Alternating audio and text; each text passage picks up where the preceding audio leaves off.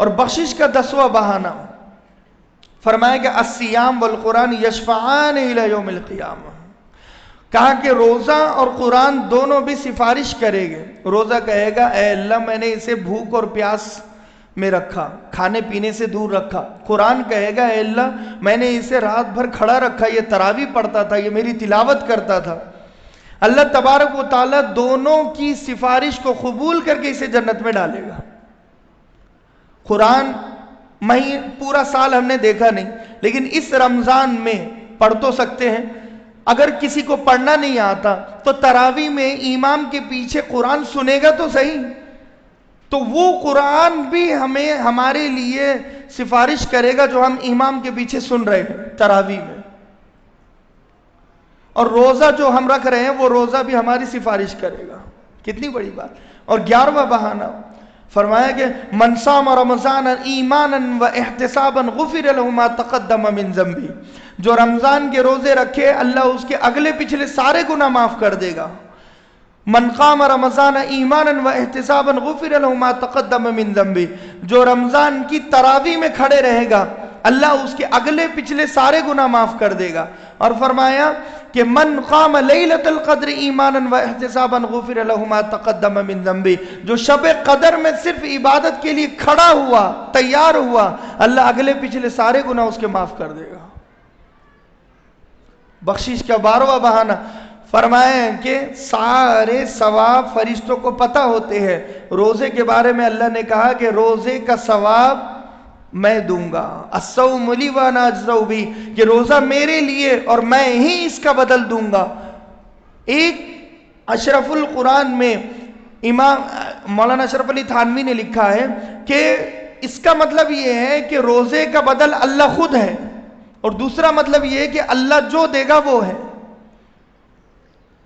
اب بتاؤ کہ رمضان کے روزوں کے طفیل اللہ ہمیں مل رہا ہے تو اور کیا چاہیے؟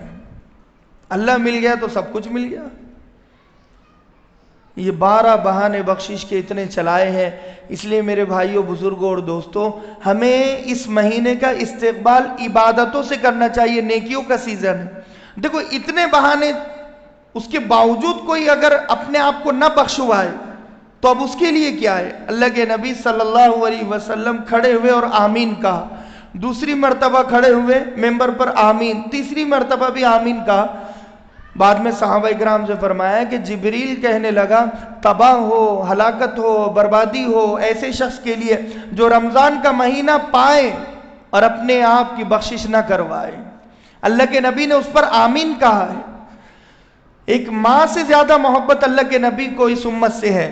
ماں کے سامنے اگر بیٹے کو کوئی بد دعا دے تو ماں آمین نہیں کہتی ہے، لیکن مفسرین نے لکھا ہے کہ اللہ کے نبی آمین کہنے پر مجبور ہو گئے، اس لیے کہ اللہ نے کچھ چھوڑا ہی نہیں ہے، اتنے بخشش کے سمندر بہا دیے، اتنے بخشش کے ذریعے چلا دیے، اگر پھر بھی کوئی اپنے آپ کو نہ بخشوائے تو اللہ کے نبی کو آمین کہنا پڑا۔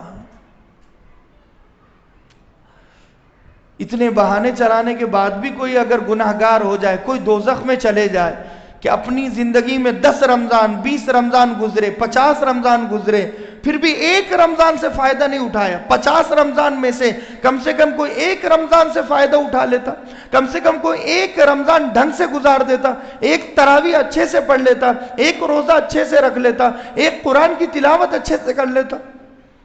کیا پوری زندگی میں ایک روزہ ہمارے پاس ایسا نہیں ہے جو روزہ ہماری سفارش کرے؟ کیا پوری زندگی میں ایک قرآن ہمارے پاس ایسا نہیں ہے جو ہماری سفارش کرے؟ کیا پوری زندگی میں ایک اور چیز، یہ تو چلو بھوکا پیاسا رہنے پر ہے، اس میں کوشش ہے، ان اللہ و ملائکتہ یصلون علی المتسحرین، فرمایا کہ یقیناً اللہ اور اس کے فرشتے قیامت تک رحمت اور برکت بھیجتے ہیں سحری کرنے والوں پر۔ سحری کرنا کوئی مشکل کام ہے؟ جو سحری کرے گا اس کی سحری اسے جنت میں لے کر جائے گی، صرف سحری۔ یصلون علی المتسحرین، سحری کرنے والوں پر اللہ رحمت اور برکت نازل فرماتا ہے۔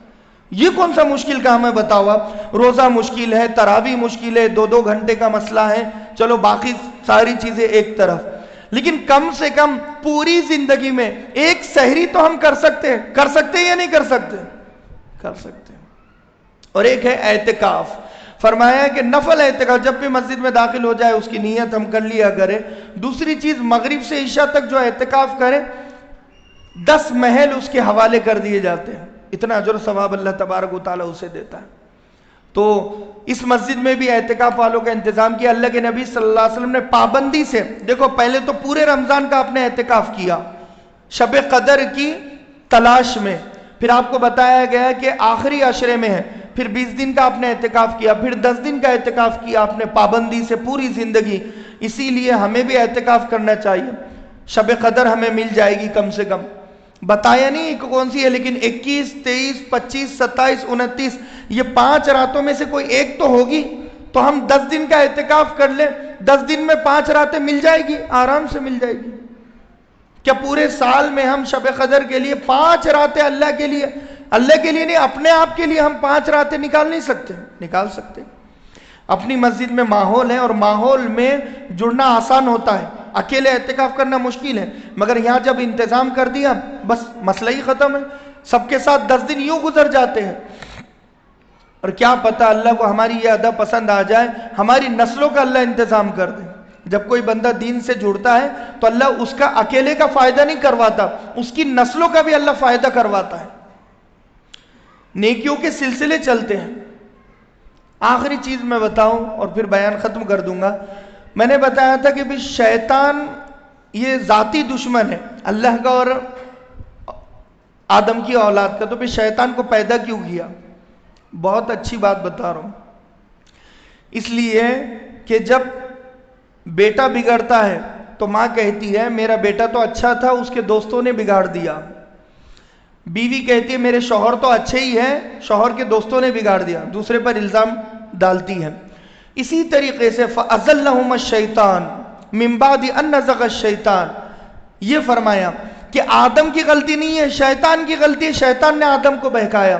تو شیطان کو پیدا اللہ اسی لیے کیا ہے کہ شیطان کے سر پر انسانوں کی سارے گناہ ڈال دے کہ میری امت محمدیہ ایسی نہیں ہے.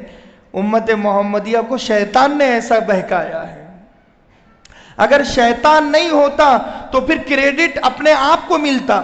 یعنی میں نے جو شراب پی ہے، اب شیطان تو نہیں ہے تو اب یہ خود گناہ گار ہے، لیکن شیطان ہے اسی لیے بس شیطان نے بہکایا اسی لیے اس نے شراب پی ہے، شیطان نے بہکایا اسی لیے اس نے روزہ رکھا ہے. تو شیطان کا موجود ہونا بھی ایک نعمت ہے، کیونکہ شیطان جب تک ہے ہمارے سارے گناہوں کا ٹھکرا شیطان پر اللہ ڈال دے گا اور اس امت کو بخش دے گا.